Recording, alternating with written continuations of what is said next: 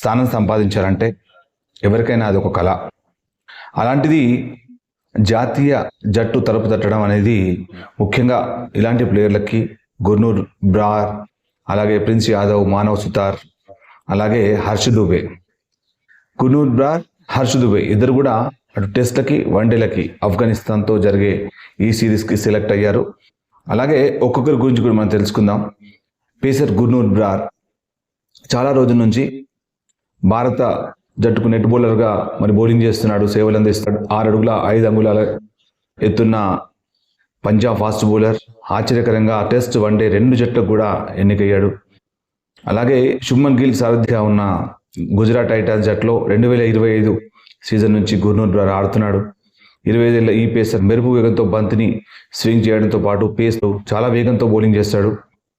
అలాగే వైవిధ్యమైన బంతులను మరి బౌలింగ్ చేయడం అతని యొక్క గొప్పదనం.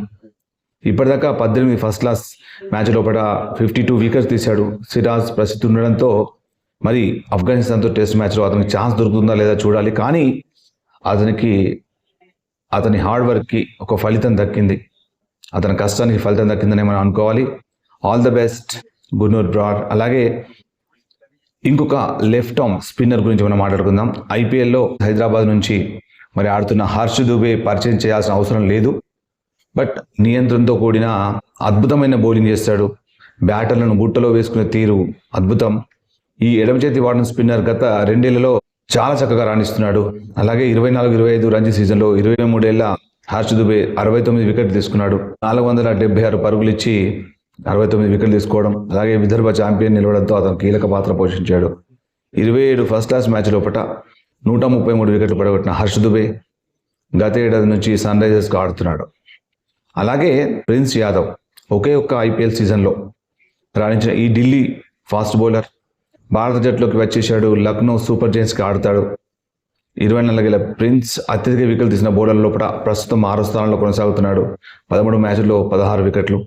అలాగే బంతిని వేగంగా సంధిస్తూనే అద్భుతమైన స్వింగ్తోని వికెట్లు తీస్తాడు. ముఖ్యంగా యార్కర్లు, బుల్లెట్ లాంటి యార్కర్లు వేయడంలో సుప్రసిద్ధుడు. అలాగే ఈసారి అతను ముఖ్యంగా ఫేమస్ కావడానికి కారణం విరాట్ కోహ్లీ వికెట్ తీసుకోవడం. ఆ విరాట్ కోహ్లీని అవుట్ చేసిన బంతి అద్భుతమైన బంతి. ఆ బంతిని చూసి తీరాల్సిందే.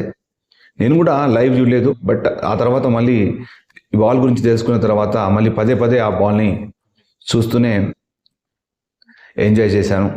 సో తర్వాత మానవ్ సుతార్ గురించి మాట్లాడాలి. నెక్స్ట్ వీడియోలో మానవ్ సుతార్ గురించి మాట్లాడతాను.